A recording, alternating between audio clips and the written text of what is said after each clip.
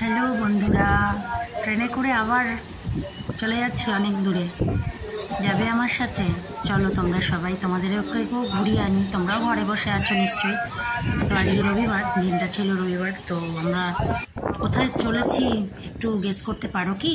দেখো, লঞ্চের ঘাটে চলে এসেছি। তো লঞ্চের ঘাটে এসেছি, প্রচুর ভিড়, মানে কাতারে কাতারে লোক। তো আমরা যাচ্ছি কোথায় সেটা তোমরা একটু গেস করে বলো তো, কোথায় যাচ্ছি? কেউ গেস করতে পারছো? কোথায় এটা, কোন জেটি ঘাট সেটা বলতে পারবে? চলো কমেন্টসে জানাও। তো প্রচুর লোক, আমরা চলেছি আদ্যাপীঠের উদ্দেশ্যে, দক্ষিণেশ্বর আদ্যাপীঠ বেলুড় মঠ। তো জেটি ঘাটে পৌঁছে গেছি। প্রচুর লোক লাইন দিয়ে দাঁড়িয়ে আছে, মানে কাতারে কাতারে, আমি এরকম দেখিনি কোথাও। তো আমরা চলেছি ঘুরতে বেরিয়েছি। তো আমরা চলে যাচ্ছি এখন বেলুড় মঠের উদ্দেশ্যে। এই জায়গাটায় গঙ্গাটা ভীষণ চওড়া।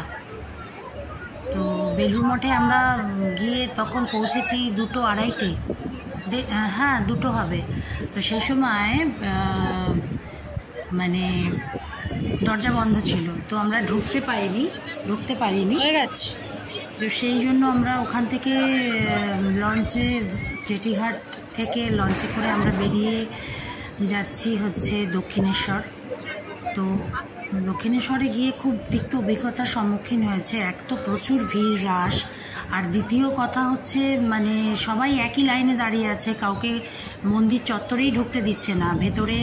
মানে harassment, just as a harassment, ভয়ঙ্কর হ্যারাসমেন্ট। শনি রবিবার এত প্রশাসনিক প্রবলেম যে শনি রবিবার পর্যন্ত এখানে লোককে ঘুরতে দেওয়া হয় না ঠিক মতো, নিজের ইচ্ছা মতো। মানে যে পুজো দেবে সেও একটা লাইনে দাঁড়িয়ে আছে, আর যে পুজো দেবে না, শুধু দর্শনের জন্য মন্দিরে ঢুকবে, সেও একটা লাইনে দাঁড়িয়ে আছে। তো আমি বলবো বন্ধুরা, তোমরা কেউ শনি রবিবারটা অ্যাভয়েড করো, তোমরা সবাই যদি পারো।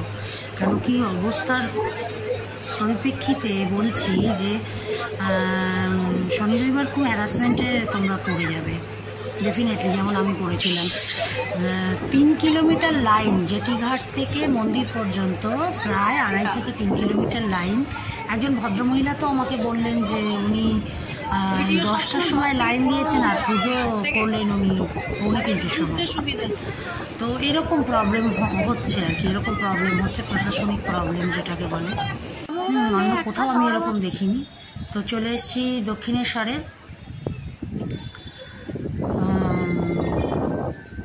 আমরা এখানে পুজো দিতে পারিনি, তো এখান থেকে আমরা খানিকটা ঘোরাঘুরি করলাম, দেখলাম লোকজন ভালোই ছিল। সবাই বেশ আনন্দই করছিল। আনন্দেই দেখো মন্দির চত্বরটা, পেছনের দিকটা এটা। তো এখানে বেশ ভালোই লোকজন ছিল।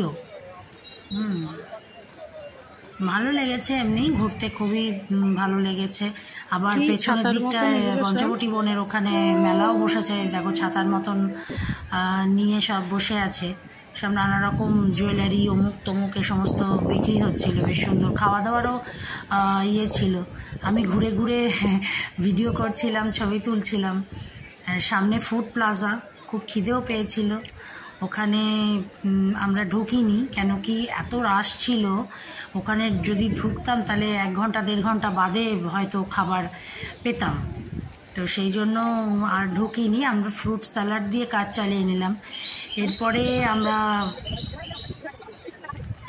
চলে গেলাম, এখানটা সামনেটা এই যে মন্দিরের পেছন দিকটায় আমরা গিয়ে ছবি তুললাম, ভিডিও তুললাম, সব কিছু ভালো লাগছিল, খুব ভালো লাগছিল। ওয়েদার খুব ভালো ছিল, হ্যাঁ খুবই সুন্দর লাগছিল। আর প্রচুর লোকজন ছিল, তাদের সঙ্গে কথাও বলছিলাম, গল্প করছিলাম। কিছু মানুষজন তারা তাদের সুবিধা অসুবিধার কথাও বলছিলেন। হ্যাঁ, তো আমরা তারপরে চলে এলাম হচ্ছে আদ্যাপীঠ। এই যে আদ্যা মায়ের মন্দির, এখানে আমরা এসে পুজো দিলাম। মেন মন্দির 6টার সময় 6:30টার সময় খুলবে, তো সেটা অতক্ষণ ওয়েট করা আমার পক্ষে পসিবল ছিল না।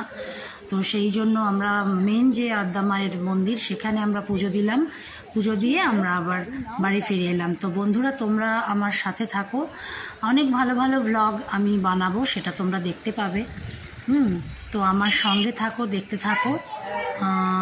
ধন্যবাদ রইল সবাইকে, অনুরোধ রইল সবাই লাইক, কমেন্টস অ্যান্ড প্রচুর পরিমাণে শেয়ার করো, শেয়ার করে আমার সাথে থাকো। তোমরা সবাই খুশি থাকো, হ্যাপি থাকো, এটাই চাইবো।